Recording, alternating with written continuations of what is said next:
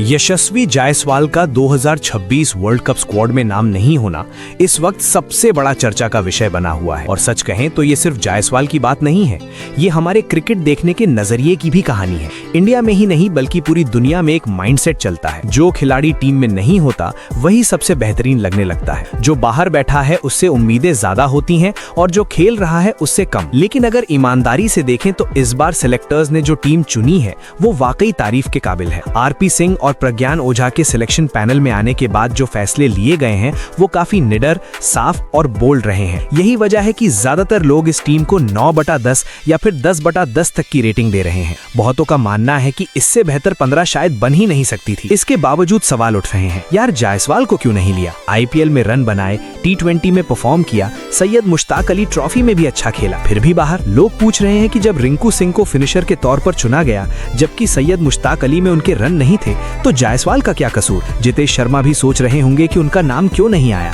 और फिर ईशान किशन की एंट्री ने बहस को और हवा दे दी। ईशान क्यों, जायसवाल क्यों नहीं? एक वक्त था जब खुद मैनेजमेंट कहता था कि गिल और जायसवाल हमारे फिक्स ओपनर हैं। फिर जब गिल का प्रयोग फेल हुआ तो जायसवाल को वापस क्यों नहीं लाया गया? अगर गिल की वापसी संजू की जगह हो सकती है तो जायसवाल के लिए वो दरवाजा क्यों बंद रहा? असल में सवाल सिर्फ जायसवाल का नहीं है, सवाल ये है कि क्या उनकी दावेदारी वाकई मजबूत थी? और अगर अब ओपनिंग की रेस गिल, संजू, अभिषेक और ईशान के बीच है तो क्या जायसवाल का T20 भविष्य खतरे में है? जायसवाल ने अगस्त 2023 में T20 इंटरनेशनल डेब्यू किया था। दूसरे ही मैच में वेस्टइंडीज के खिलाफ 84 रन ठोक दिए, फिर एक शानदार शतक भी लगाया। ऑस्ट्रेलिया, साउथ अफ्रीका, जिम्बाब्वे लगातार मौके मिले और उन्होंने खराब नहीं किया। 2024 T20 वर्ल्ड कप स्क्वाड में भी शामिल थे, लेकिन रोहित और विराट की मौजूदगी में प्लेइंग 11 में जगह नहीं मिली। रोहित विराट के रिटायरमेंट के बाद सबको लगा कि अब जायसवाल का रास्ता साफ है, लेकिन पिछले 1.5 साल में उन्होंने सिर्फ 3 T20 खेले। प्रदर्शन ठीक रहा, फिर भी बाहर। श्रीलंका के खिलाफ गिल के साथ ओपनिंग की,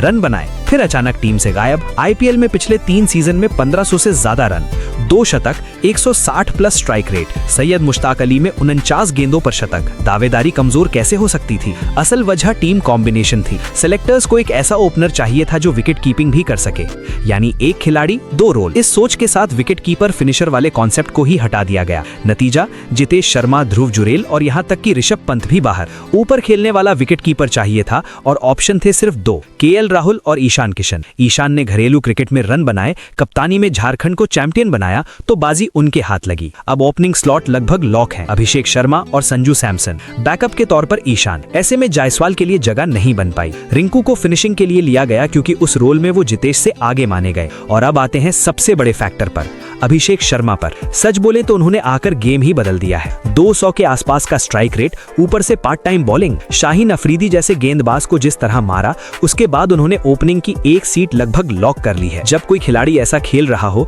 तो दूसरे के लिए जगह बनाना मुश्किल हो जाता है, चाहे वो जायसवाल जैसा टैलेंट ही क्यों ना हो। अब सवाल, क्या जायसवाल का भविष्य खत्म? नहीं, लेकिन रास्ता आसान भी नहीं है। टेस्ट क्रिकेट में उनकी जगह पक्की है। T20 और वनडे में फिलहाल मुकाबला कड़ा है। वनडे में गिल कप्तान है, रोहित गिल की जोड़ी चलेगी। मिडिल ऑर्डर पहले से भरा हुआ है। जायसवाल के लिए फिलहाल सबसे बड़ी लड़ाई अभिषेक शर्मा से है, संजू से नहीं, ईशान से भी नहीं।